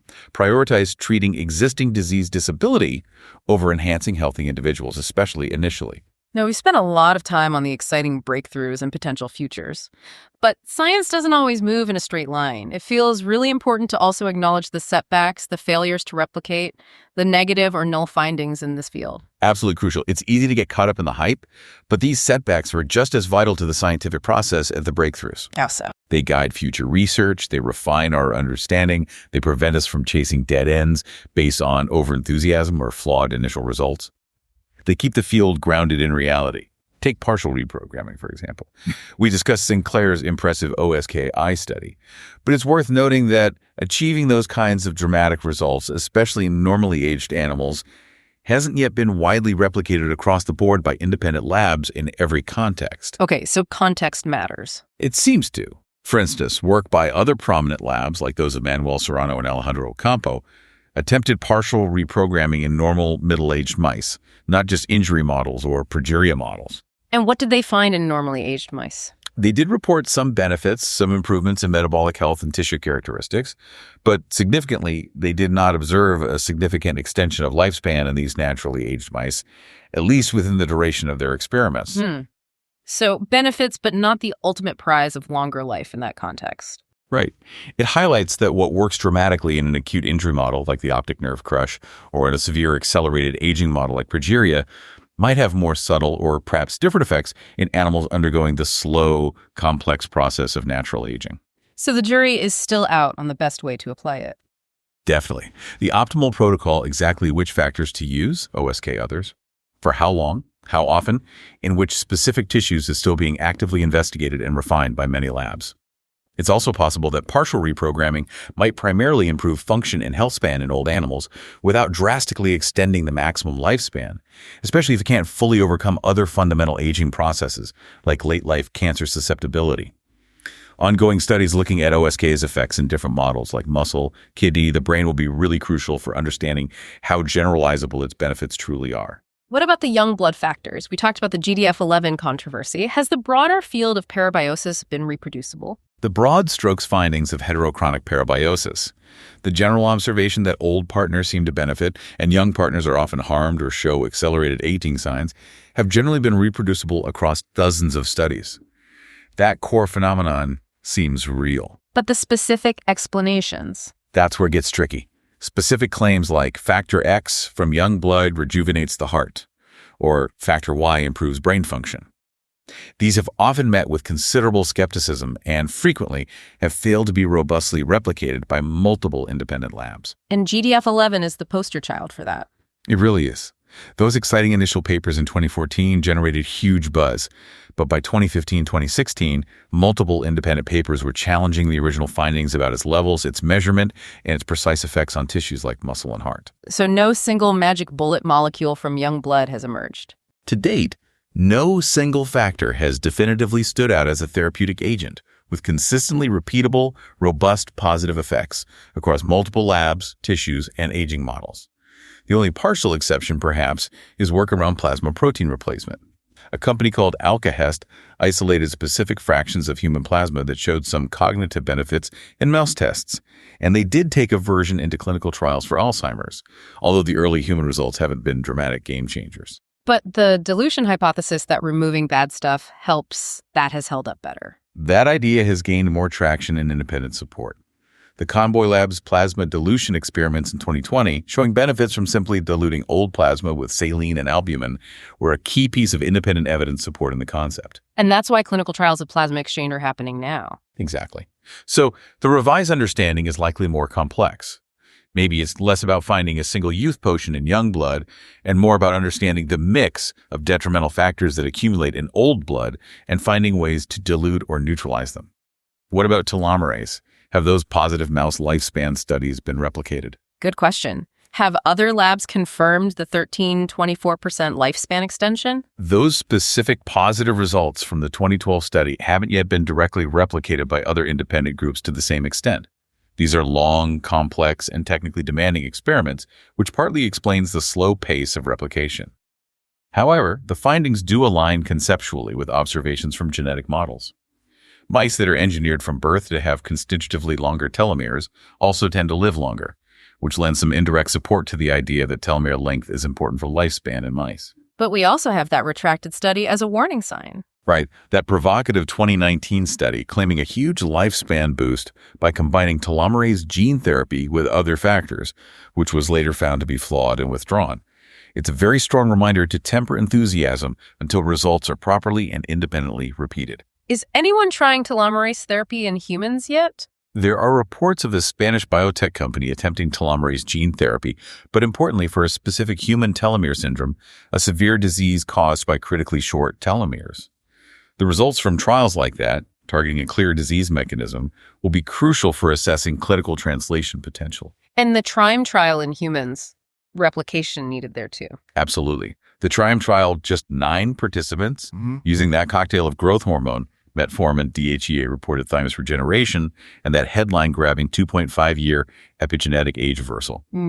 But as we've stressed, because it lacked a control group and had such a tiny sample size, it is not considered conclusive by the wider scientific community. It's suggestive, it's exciting, but it needs confirmation. And that's the goal of TRIMEX. Yes. The plans for TRIMEX involve a larger trial, with more diverse participants and, crucially, proper control groups, specifically designed to see if those initial intriguing results hold up under rigorous scrutiny. So, cautious optimism might be warranted based on TRIME, but the effect size was modest, and it could potentially be explained by other factors or even technical quirks in the methylation clock measurement. Only rigorous replication will tell the true story. It seems like one big reason why replicating these single intervention age reversal findings can be so tough is just the sheer complexity of aging itself. That's a major factor, yes. Yeah. Aging is fundamentally multifactorial. It's not driven by just one thing. It's a complex interplay of many different processes, those hallmarks of aging like telomere attrition, epigenetic changes, stem cell exhaustion, senescent cell accumulation, protein aggregation, and so on. So fixing just one thing might not be enough. It might not.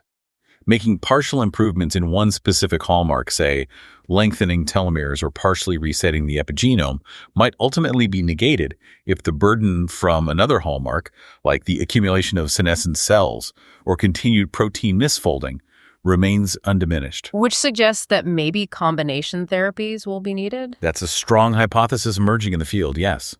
To see a truly measurable and robust effect on overall aging and health span, some interventions might need to be combined. For example, we know that clearing senescent cells using drugs called senolytics has already shown health span benefits in mice. Perhaps combining senolytics with partial reprogramming could yield synergistic effects. Or maybe they could interfere with each other. That's also possible, which highlights the need for very careful preclinical testing of any combination therapies. It really underscores that this field, age reversal, is still very young. Extremely young. As more research teams around the world attempt similar experiments, independently replicating findings, refining the methods, we'll gradually gain a clearer picture of which results are truly robust and which might have been initial overinterpretations or specific to certain models. So the bottom line is, in science, negative results and failures to replicate are just as important as the positive breakthroughs. They are essential for guiding the field forward responsibly. Every apparent fountain of youth, whether it's young blood, a specific gene therapy, or a drug cocktail, must survive the tough crucible of independent, rigorous testing before we can be confident in its effects. And we'll definitely keep you, our listeners, grounded by reporting not just the exciting potential, but also these crucial setbacks and reality checks that shape our collective understanding. So, thinking about the challenges of replication and null results, it really underscores that the path to potential age reversal isn't going to be a simple linear progression. Reproducibility is absolutely key. We've seen that not all exciting initial breakthroughs are immediately replicated, and that's actually normal for frontier science. Those null results are incredibly valuable for guiding the next steps. Right. Partial reprogramming showed clear benefits in specific models, but the effects in normally aged mice were more modest, particularly regarding lifespan extension, showing that the context really matters. Specific young blood factors like GDF11 have largely not held up under intense scrutiny, although the broader dilution hypothesis, the idea that reducing harmful factors in old blood is beneficial, seems to be gaining more support and is being tested clinically. The promising telomerase lifespan extension studies in mice still need more independent replication. And the human TRIME trial, while tantalizing with its epigenetic age reversal result, absolutely needs confirmation through larger controlled studies like TRIME-X before we can draw firm conclusions. And finally, because aging is so multifactorial, hitting just one hallmark might have limited overall impact, suggesting that future successful strategies might need to involve combination therapies targeting multiple aspects of aging simultaneously.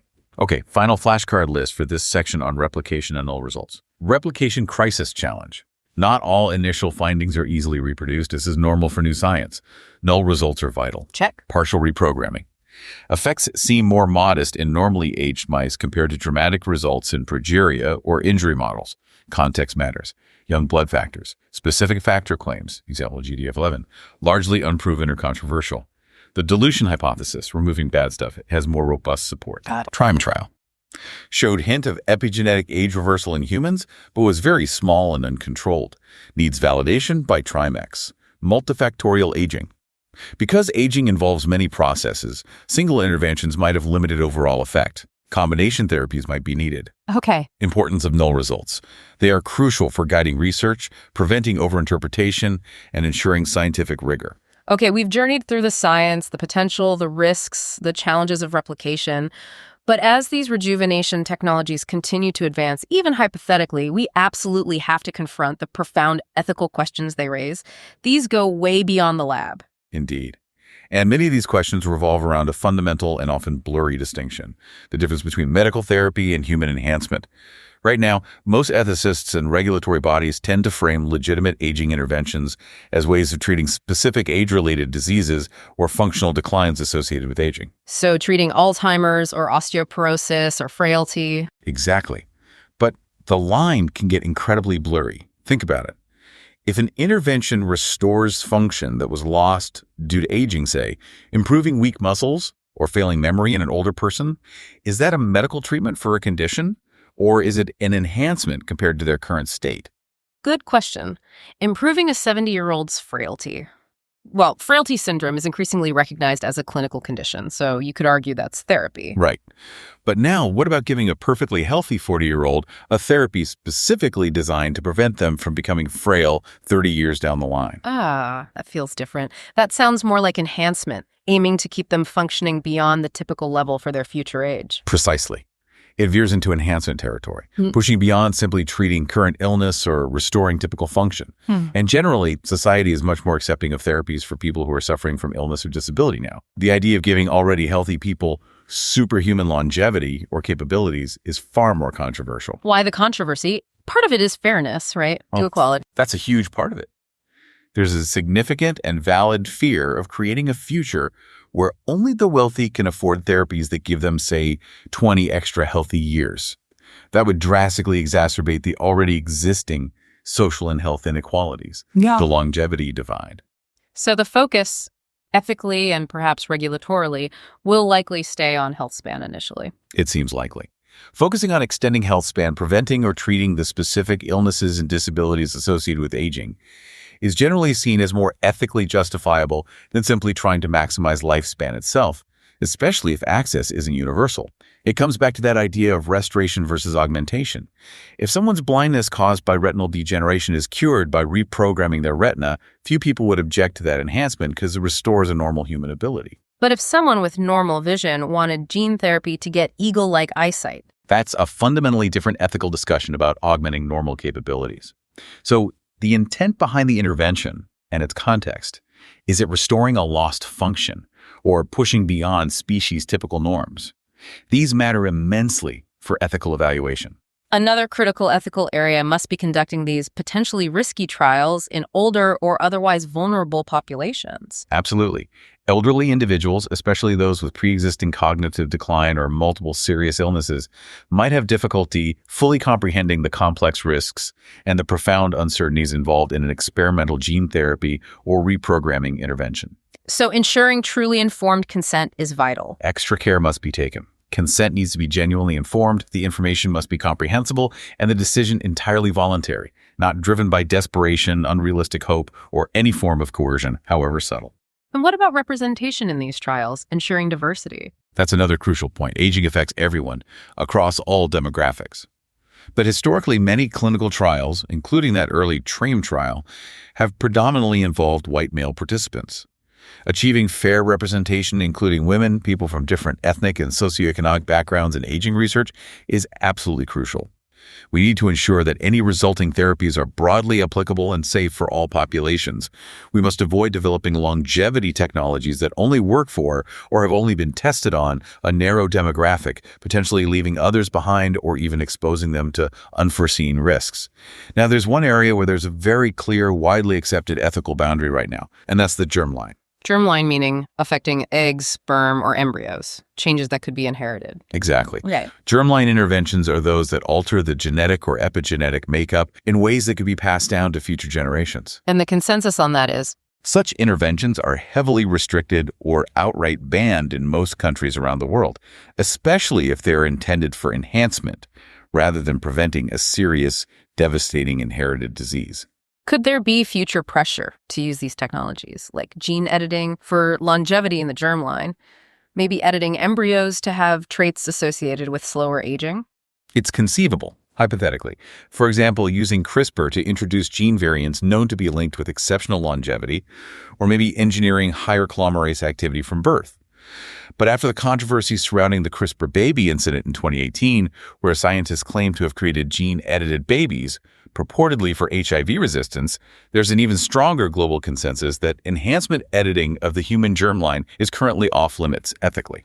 Why is engineering longevity into the germline seen as so problematic? The ethical issues are immense. You have the risk of unforeseen negative side effects that might only manifest generations later. You have profound impacts on the resulting child's identity and life, essentially making life-altering decisions for them without their consent. And think about the monumental societal implications if some family lines were engineered to live for, say, 150 years in good health, while others were not.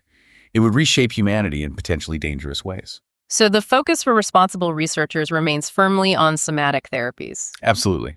The strict focus is on somatic therapies, treatments that affect only the body cells of the existing individual receiving the therapy, aimed at improving their health during their lifetime. Somatic changes die with the patient. Germline changes live on in descendants, carrying a vastly heavier ethical weight and responsibility. Which brings us back to the issue of access and societal impact. If these age reversal therapies, even somatic ones, actually work and become a reality, who gets them? You mentioned they'll likely be extremely expensive initially. That's the huge question of justice and resource allocation. There's a very significant risk, as we discussed, of dramatically widening the gap between the rich and the poor, not just in wealth, but in fundamental health outcomes and lifespan, the longevity divide. A future where the rich live healthily to 110 while others struggle to reach 75. That sounds like a recipe for social tension. It would inevitably exacerbate social tensions and raise profound questions about fairness and justice. If living a significantly longer, healthier life becomes a purchasable commodity, what does that say about the value we place on equality? So ethicists argue we need to think about equitable access now. Yes. Concurrently with developing the technologies, we absolutely must have proactive discussions about equitable access.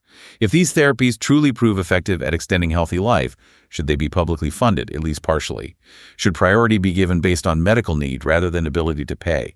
These are complex questions with no easy answers, but we need to start grappling with them. And there are broader societal adjustments too, right? If people routinely live much longer. Definitely. How would retirement ages change? How would we manage resource consumption with potentially larger, older populations? How would intergenerational dynamics shift? These broader societal ethics questions loom large in the background, even if they're beyond the scope of a single clinical trial. There's one more, perhaps more subtle philosophical question that arises, particularly with interventions like reprogramming that make fundamental changes to our biology. Which is? If we significantly reset an older person's biology, perhaps making an 80-year-old biologically function like a 6-year-old, are we, in some sense, altering who they are? Does it affect personal identity? My initial thought is no. Restoring health doesn't erase memories or personality. They'd still be the same person, just healthier. That's the most likely and common sense view, yes. An 80-year-old who becomes biologically 60 is still the same individual, just more capable. But you can imagine more extreme hypothetical futures. What if one could, say, oscillate between a biologically young state and an old state? Or what if reprogramming techniques were applied directly to brain cells to rejuvenate them? Could that subtly affect memory stability, personality traits, or one's continuous sense of self over time? That feels like uncharted territory, sci-fi almost. It does sound like sci-fi now, but these might become actual ethical considerations we need to address as the technology advances. We simply don't know the potential long-term psychological or existential effects of profound biological rejuvenation yet. At a minimum, patients undergoing such therapies should be carefully counseled on realistic expectations regarding their personal identity. Biological rejuvenation isn't an identity erasure. But interventions directly affecting the brain need extra caution. Absolutely. Any intervention that directly targets the brain, perhaps aiming to stimulate neurogenesis or clear protein aggregates, would need extremely careful monitoring for any cognitive or psychological side effects. Affecting someone's mind or personality inadvertently is a line nobody wants to cross. Okay, so wrapping up this crucial ethical dimension, the main message seems to be that the development of aging interventions absolutely must proceed hand in hand with a proactive, robust ethical framework. Essential. We can't just develop the tech and figure out the ethics later. And key components of that framework include clearly identifying acceptable goals, distinguishing therapy from enhancement, at least initially. Treating Alzheimer's seems okay. Editing embryos for a 200-year lifespan is currently a no-go. Right. Maintaining that germline somatic distinction. Ensuring that trials rigorously protect vulnerable populations through truly informed consent and fair representation. And proactively planning for a future where, if these therapies work, we have mechanisms in place to ensure just and equitable access to avoid deepening societal divides. A critical societal challenge. And finally, encouraging public engagement and informed discourse. Aging affects every single one of us, so society should have a meaningful say in how far we push the boundaries in pursuit of extended youth. Let's crystallize those ethical points. The core tension is therapy versus enhancement restoring lost function versus pushing beyond normal limits. Key ethical concerns include inequality, the longevity divide, ensuring fair access, guaranteeing truly informed consent, especially for vulnerable groups, and respecting the current strong red line against germline editing for enhancement. The principle of justice demands we think about equitable distribution. And there are even deep philosophical questions about identity with profound biological changes. The only way forward is with a proactive ethical framework and ongoing public conversation. Flashcard time for ethics, therapy versus enhancement. Key distinction. Is it restoring function therapy or pushing beyond normal limits, enhancement. Context matters. Ethical concerns. Major ones include potential for inequality longevity divide, ensuring fair access, rigorous informed consent, especially for vulnerable populations, and the risks of germline changes. Germline editing. Altering egg sperm embryos for heritable changes. Currently restricted ban for enhancement purposes due to profound risks and unknowns. Focuses on somatic therapy. Right. Justice. A critical societal issue, how to ensure equitable access if these therapies become reality, avoiding a world split by longevity. Identity. A deeper philosophical question about whether profound biological rejuvenation could affect one's sense of selfhood. Needs consideration, especially for brain interventions. Important nuance. Path forward. Requires developing a proactive ethical framework alongside the science and encouraging broad public discourse. #tag red flag safety checklist for human reprogramming ventures. Okay, before we wrap this deep dive up completely, let's do a quick consolidation of the absolute safety non-negotiables. Think of it as a red flag safety checklist that any serious effort venturing into human rejuvenation, especially with reprogramming, must rigorously address. This pulls together those critical safety points we've covered throughout. Absolutely. This kind of checklist represents the fundamental requirements for exploring this frontier responsibly. Let's run through them. First, avoid insertional mutagenesis. Meaning, use the right delivery tools. Exactly. Use only non-integrating gene delivery vectors like AAV or transient methods like mRNA-based delivery. Explicitly avoid older retroviral vectors that integrate randomly and carry a known risk of activating oncogenes, which can lead to cancer. Got it. Number 2. Controlled factor expression. This means building controls into the gene constructs themselves. Use inducible gene switches, like that doxycycline system, so the reprogramming genes can be precisely turned on and OF when needed. And crucially, always exclude known dangerous factors, especially the oncogene c-Myc, from reprogramming cocktails intended for therapy, as its presence dramatically increases cancer risk. Makes sense. What's next? Monitor cell identity markers. You have to continuously check that the treated cells are maintaining their proper specialized job and not reverting to a primitive, undifferentiated state. Rigorously ensure there's no aberrant activation of embryonic or pluripotency genes like NANOG or the cell's own OCT4 gene in the treated tissues. Any definitive sign of dedifferentiation is an immediate red flag demanding cessation of therapy. Okay. And the big one, cancer surveillance. Right. Tumor surveillance plan. Treat any rejuvenation trial with the same stringent monitoring as a full-blown cancer trial.